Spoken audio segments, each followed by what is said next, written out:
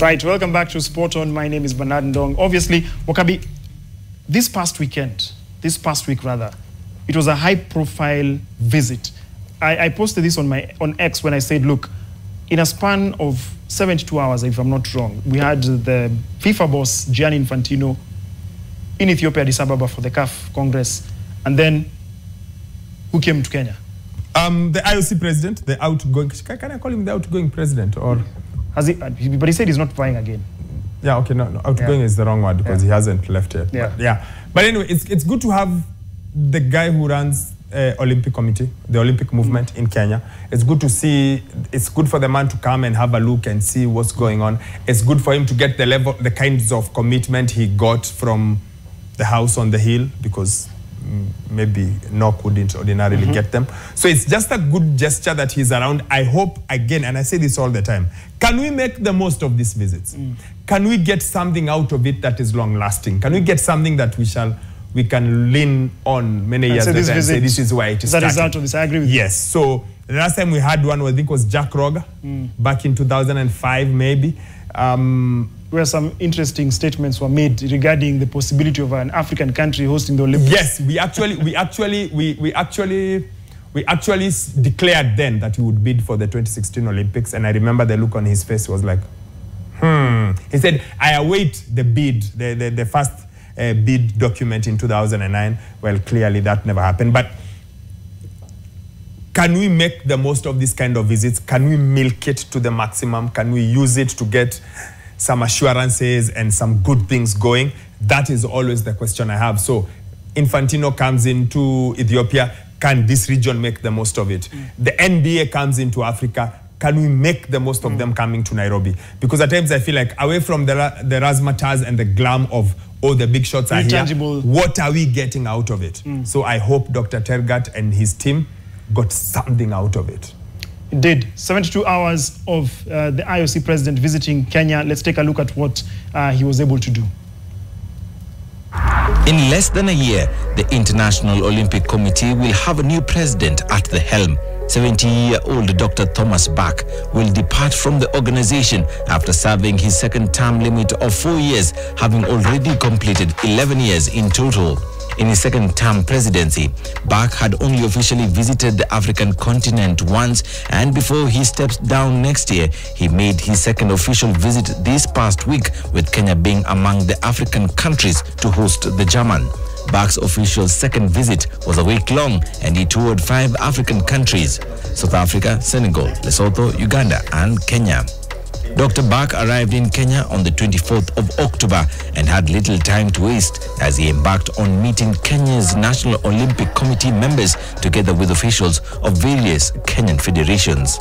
Your timely visit signifies the cordial, long-standing and cherished relationships between our National Olympic Committee of Kenya and the IOC. We rely a lot, almost over 75% of the International Olympic Committee, especially through the support of the Olympic Solidarity Program. One of the key areas that Bach touched on was the need for African countries to show interest in hosting Olympics. The continent has never hosted the Summer Games.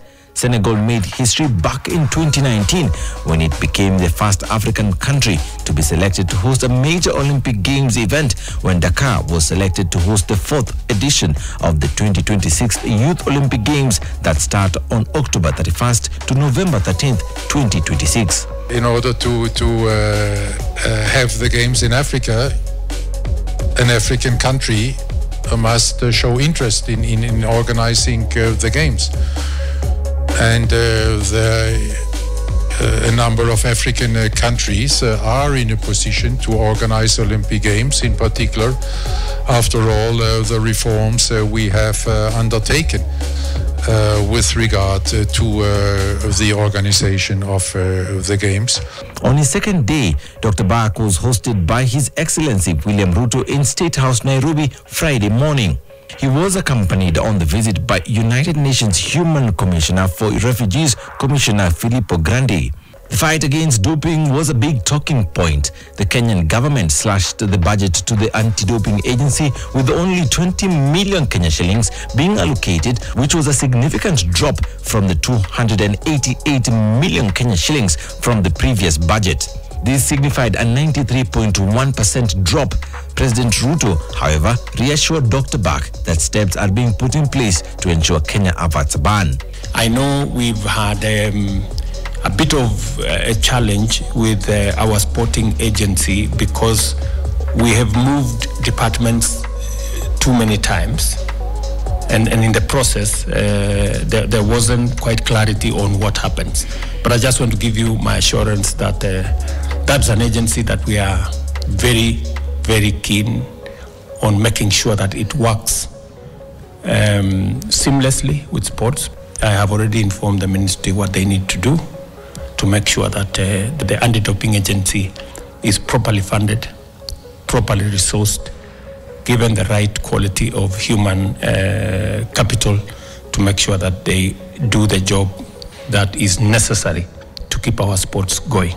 Having a very good and a very fruitful conversation with President Ruto yesterday, he emphasized again his great support for sport, and you could feel and see and know that this is not just mere words. He has a great passion for sport. I'm happy that when we met His Excellency, the President, yesterday, he was able to address that more candidly on the same, based on the conversation that they had with the President of IOC. And I believe to all of us, stakeholders, we want to see that when one of our athletes wins any event, there should be no doubt.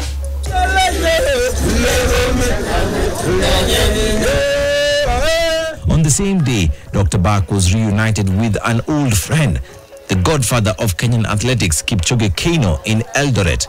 It is a friendship that has lasted 43 years.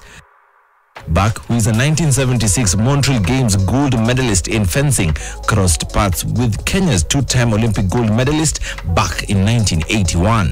It's really very emotional for me to be back in the home of the champions and to see my good friend Kip Keino. We started IOC Athlete Commission together. Yes, in 1981. Yes. So we are on this Olympic journey for 43 years. 43 years. Together, and we saw each other last time in Paris at the Games, where Kip could celebrate together with Team Kenya such wonderful games and such successful Olympic Games for Kenya with 11 medals. And I saw him every morning with a big smile, so I knew Kenya has won another medal. It makes me feel at home here. I haven't been here now for a couple of years, but the moment I saw Kip standing in front of the airport, I felt at home. And then to be welcomed by so many fellow Olympians, that gives you a very warm feeling. Thank you so much for coming to Kenya and see your athletes. Our athletes are proud to see you for what you have done in sports, in the Olympic movement. We feel that you have done a wonderful job in the movement of the Olympic. I feel that since we started IOC Athlete Commission, you have done a wonderful job for the Olympic movement. We wish you all the best for what you have done for the youths of this world, for the athletes of the world. Bak was given the honor of cutting a ribbon during the grand opening of the Kipchoge Keino Sports Complex. The complex will be hosted on 80 acres of land at Keino's Kazimingi farm and will include an indoor arena for basketball and volleyball, football and rugby stadium, an athletics track, 6 football pitches, 8 outdoor basketball courts, tennis courts, a 50-meter swimming pool and a 250-bed hostel. Saturday was set to be the last day of Bak's official visit to Kenya, and it was dedicated to IOC's Special Refugee Project in Kakuma in collaboration with United Nations Human Commissioner for Refugees. In 2015, Dr. Bak announced the creation of the maiden refugee Olympic team, believing in a society where everyone belongs through sport. The IOC refugee Olympic team has qualified for the past 3 Olympics, with one of the 37 refugees to qualify for the Paris 2024 Olympics coming from Kakuma.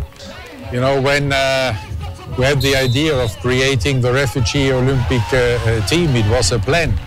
It was a vision, and when you finally then see the human beings, the athletes who make it to this team, and when you learn about their history and their personal life and what they had to overcome, and then seeing them enjoying this greatest stage the world has to offer.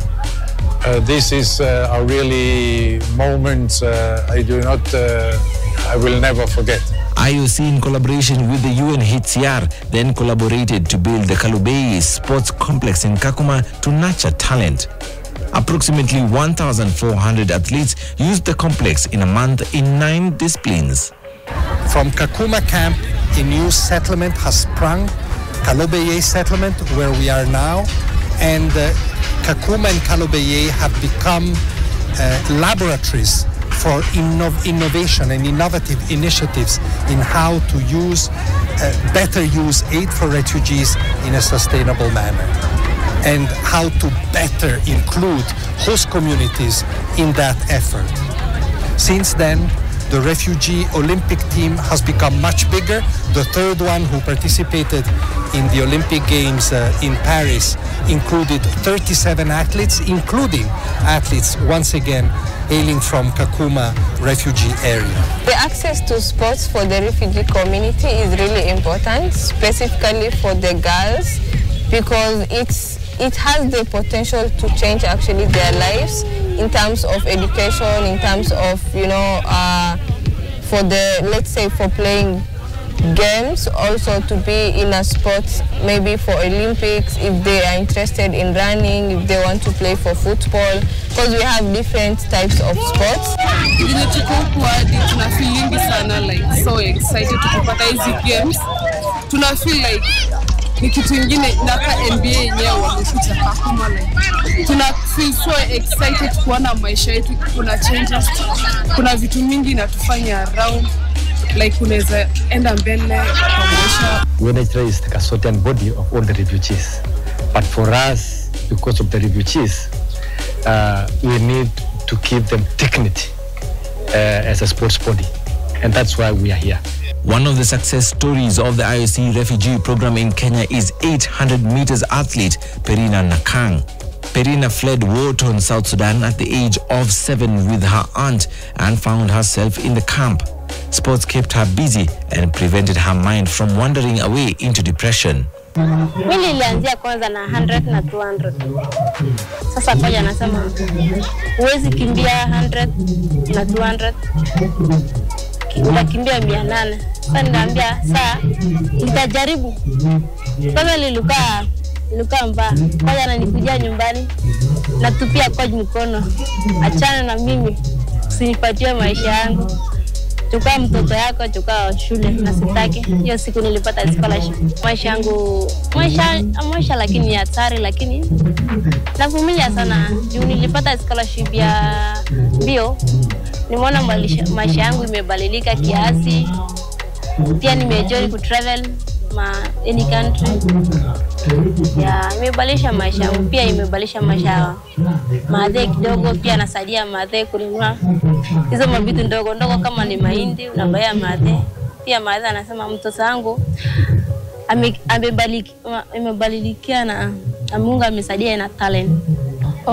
Kitu muhimu sana nataka niambie my team.